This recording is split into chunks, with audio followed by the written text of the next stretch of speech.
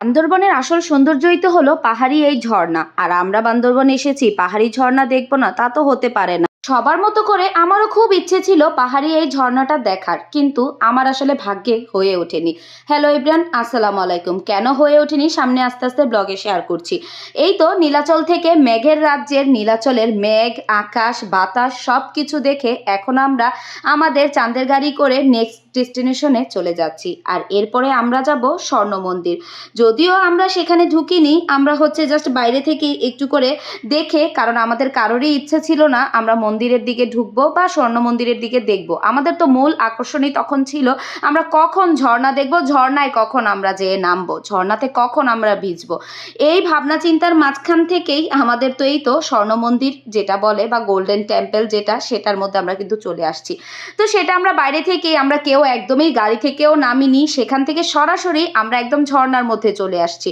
এখানে সবাই আসলেও এই ঝর্ণায় আসার আগে আমরা আরও একটা ডেস্টিনেশনে গিয়েছিলাম, সেটা একটা পার্ক ছিল, সেখানেও গিয়েছিলাম। কিন্তু ওই রিসোর্টটায় যাওয়ার পর আমার শরীরটা এতটাই খারাপ হয়েছিল, ওইখানেই আমি একদম গরমে অস্থির হয়ে, মানে আমার শরীরটা এতই খারাপ হয়ে গিয়েছিল, আমার তো মাথা টাথা ঘুরায় আমি অস্থির হয়ে গেছি।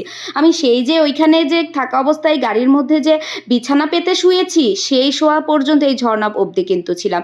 এই ঝর্ণার এখানেও সবাই আমাকে অনেক ডাকাডাকি করছে, কিন্তু আমার শরীরে বিন্দু পরিমাণ কোনো শক্তিই ছিল না যে আমি নেমে এই ঝর্ণা অবধি আসবো। আর এই ঝর্ণাটা অনেকখানি পথ হেঁটেই আসতে হয়, তার উপরে আবার এই পাহাড়ি কাদা রাস্তাগুলো পাহাড় বেয়েও এখানে ঝর্ণার উপরটা আসতে হয়।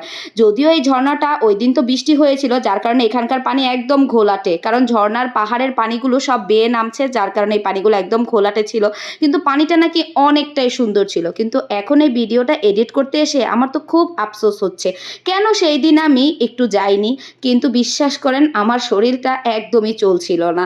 তো সবাই খুবই মজা করছিল আর আমার জন্য একটু একটু করে ক্লিপ করে নিয়ে আসছিল। আর এই তো ওদের এখন দেখে আমার তো হিংসেই হচ্ছে। যদিও ওরা অনেক আমাকে জোরাজুরি করছে নেয়ার জন্য, কিন্তু আমার তো এত খারাপ লাগতেছিল আমি আর যাইনি। ভেবেছি পরে যাব, কিন্তু এর মাঝখানে আমি যে ঘুম দিয়েছি গাড়ির মধ্যে আমি তো বলতেই পারি না। আর এরপর ঝর্ণা থেকে উঠে এসে আমরা একটা পাহাড়ি ফলের বাজার থেকে অনেক ধরনের ফল নিয়েছিলাম। এখানে আমরা একটা কাঁঠাল নিয়েছি, যেটা গাড়ির মধ্যেই ভেঙে আম্মু সবাইকে ভেঙে দিচ্ছিল আর আমরা সবাই খেয়েছি। এইখানে গাড়ির মধ্যে আমরা আম, কাঁঠাল, কলা এগুলা কেটে তারপরে খাওয়া দাওয়া শুরু করেছি, কারণ আমাদের এতটা ক্ষুধা লেগেছিল। তখন প্রায় বিকাল 5টার মতো বাজে। ওই দিন আমাদের আর লাঞ্চ করা হয়নি, আমরা একদম রাতের ডিনার করেছি। এরপরে আবার হচ্ছে ভাজা পোড়াও নিয়েছিল, পেঁয়াজুগুলো। আর এই পেঁয়াজুগুলো এতটা মজা ছিল, আমরা তো একদম হাঁপায় ধাপায় খাচ্ছি। এখন এটা ক্ষুধার জন্যই মজা লেগেছে না এমনিতেই মজা, কে জানে।